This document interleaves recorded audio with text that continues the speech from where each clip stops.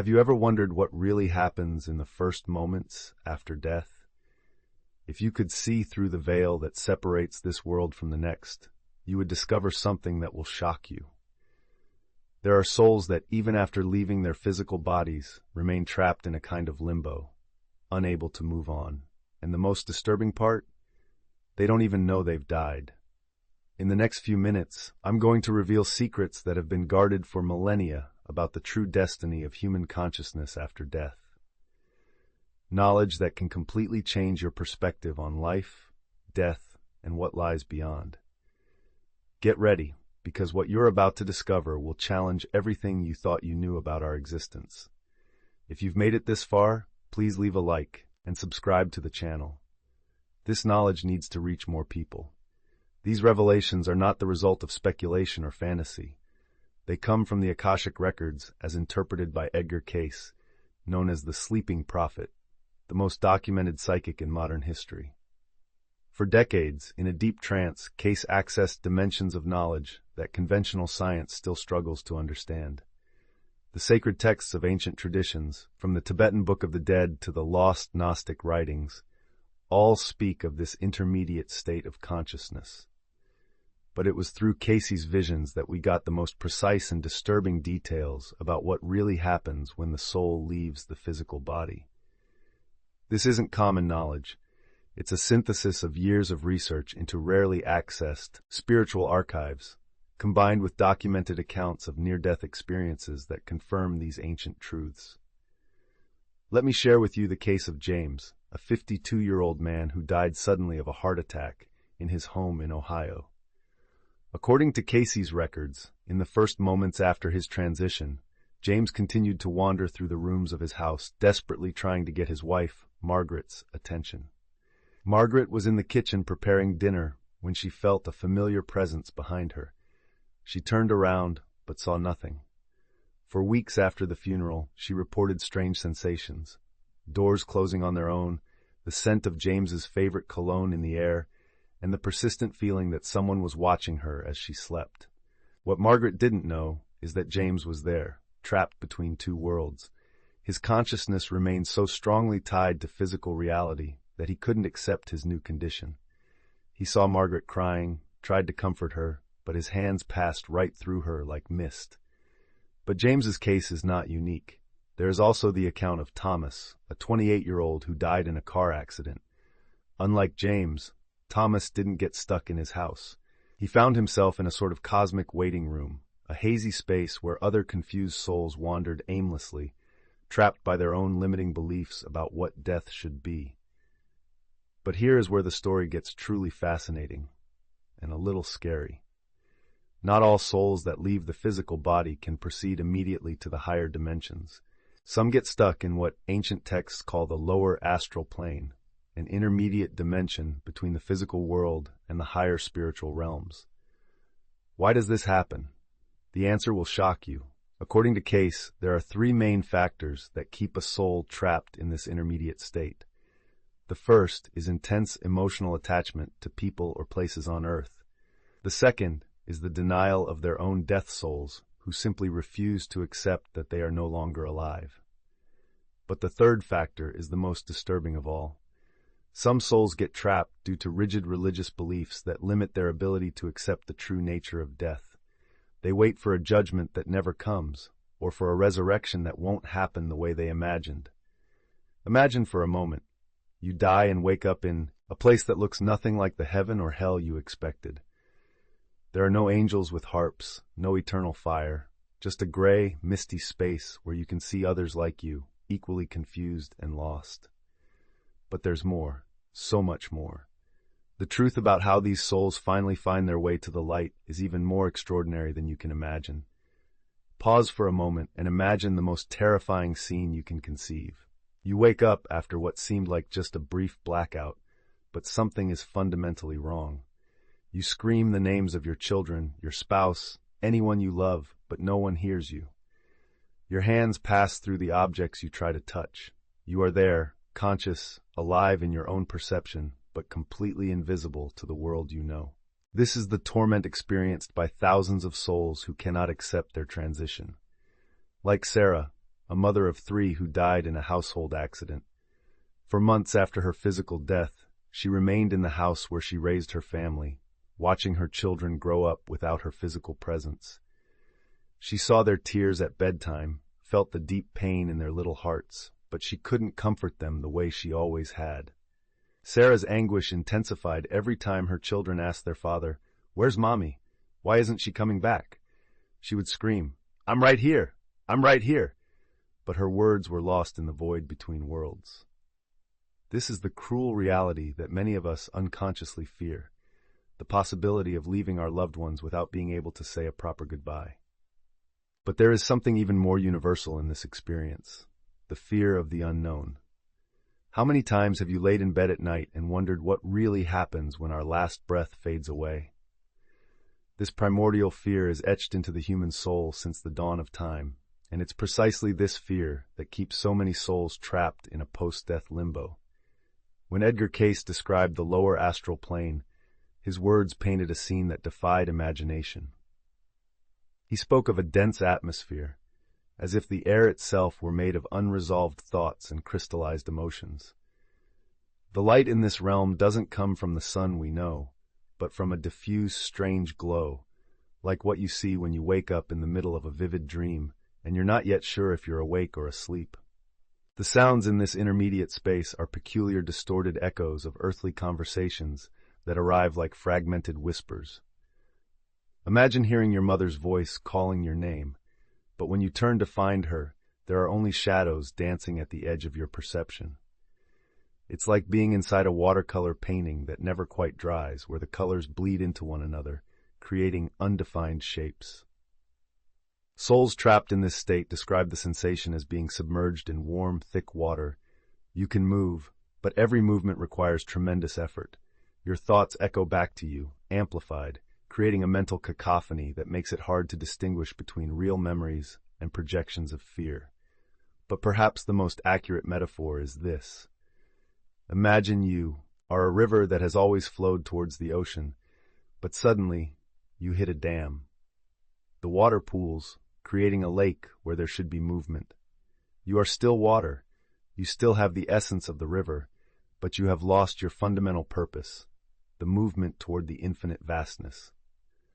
That is the condition of these souls. They maintain their individual consciousness, but they have lost the direction that would lead them back to the source. Now you must be wondering, if these souls are really trapped, is there any hope of release? The answer will surprise you, but first I need to tell you about the most disturbing case documented by Cayce. Robert was a businessman who lived his entire life focused solely on material success. When he died of a stroke at 65, his soul simply refused to leave the office where he spent decades building his financial empire. But here's the chilling detail. Robert wasn't just trapped in the office. He was trapped in a distorted version of it, where the numbers on the reports constantly changed, where the phones rang non-stop, but no one was there when he picked up. He spent what felt like years trying to close deals that never finalized, in meetings with people who were just echoes of his own obsession. It was his own personal hell, created by the limitations he himself had imposed on his consciousness during his earthly life.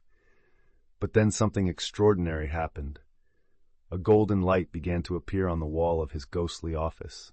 First just a dot, then a crack, finally a radiant door. And through that door came a figure Robert recognized immediately, his grandfather, who had died when Robert was just a child. "My child," said the grandfather with a voice that sounded like heavenly music, "you don't have to carry this weight anymore. There is a place where your true worth is recognized, not by what you've accumulated, but by the love you're capable of giving." But Robert hesitated. Decades of mental conditioning made him question, what if I leave all this behind and there's nothing on the other side?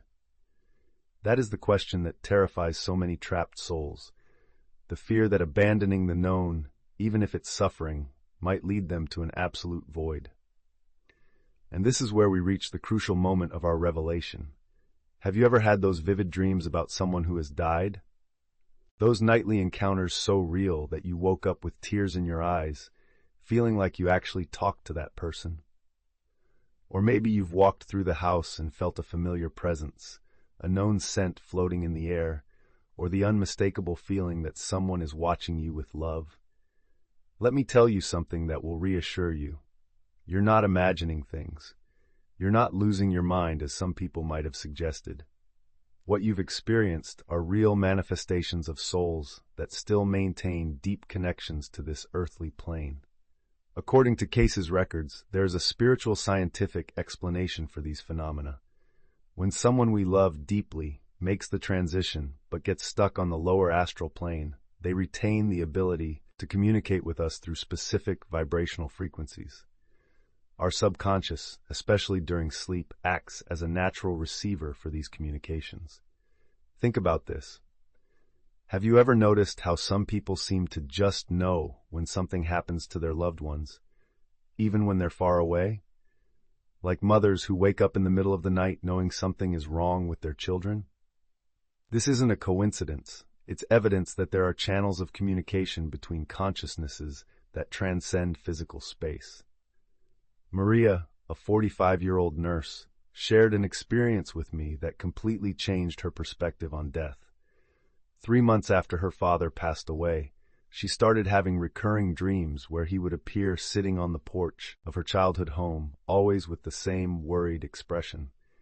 In the dream, he would repeat, "I still haven't been able to find the way, my daughter. I still haven't been able to find the way."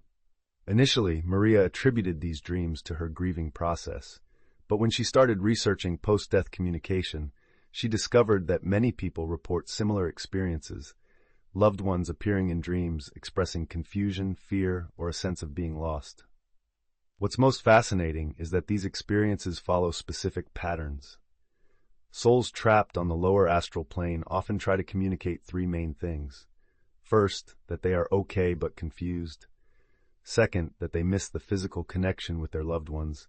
And third, that they are looking for help to move on, but don't know how.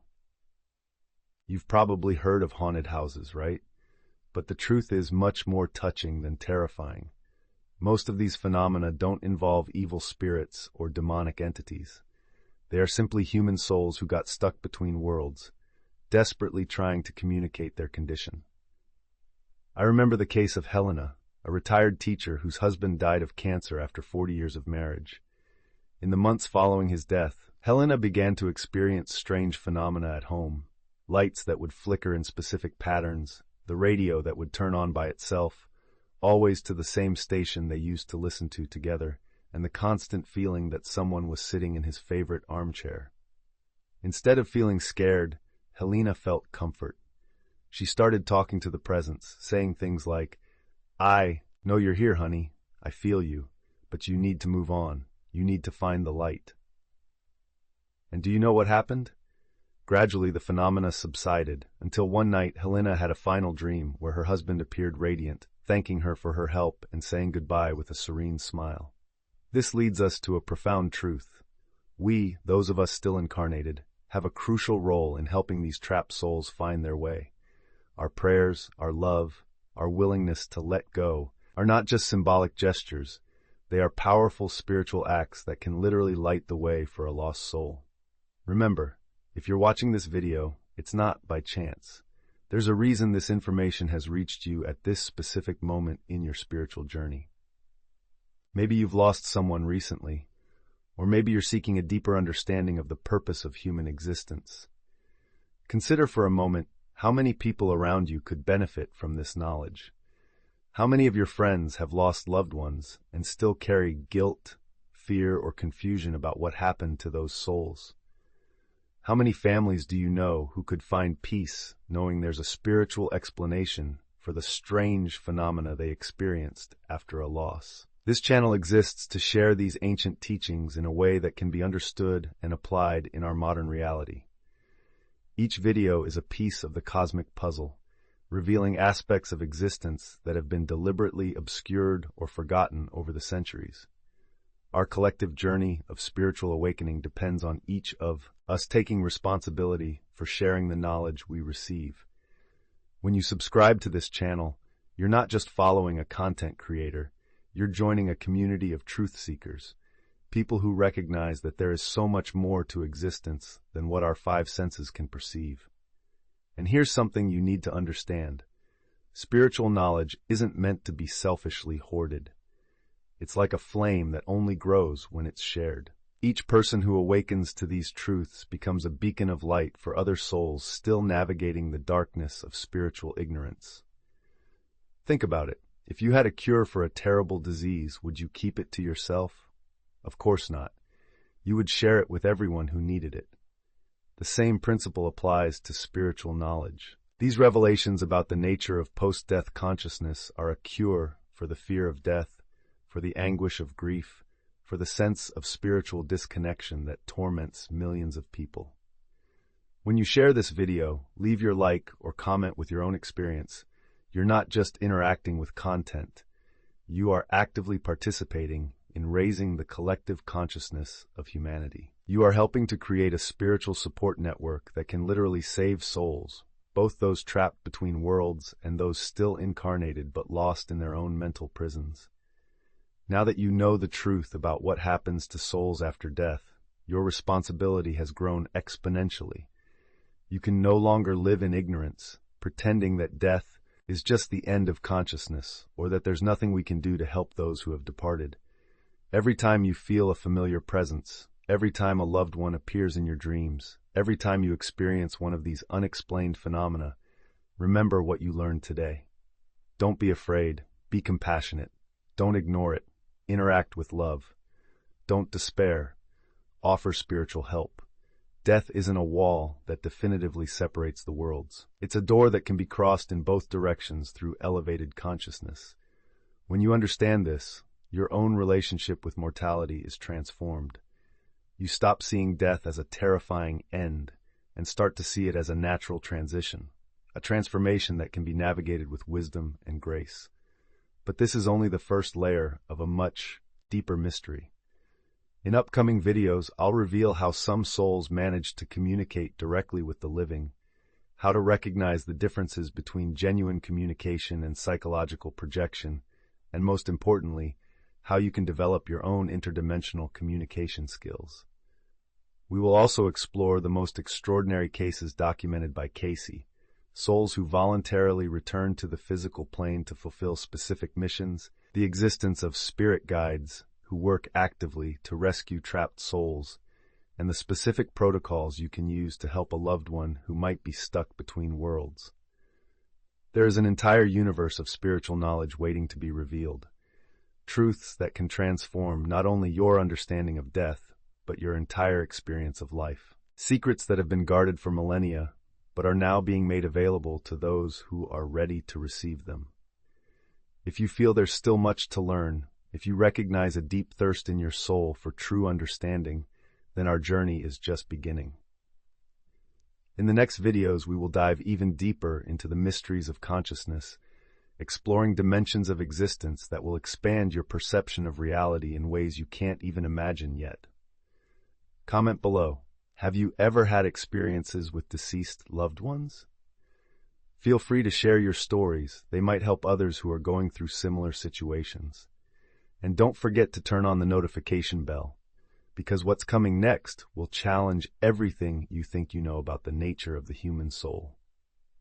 Subscribe to the channel and leave a like to get access to more stories like this. The journey for spiritual truth never ends. It just deepens infinitely. And you, my dear truth seekers, are invited to continue this exploration with me. Until the next video, keep your minds open and your hearts receptive. The truth is closer than you think.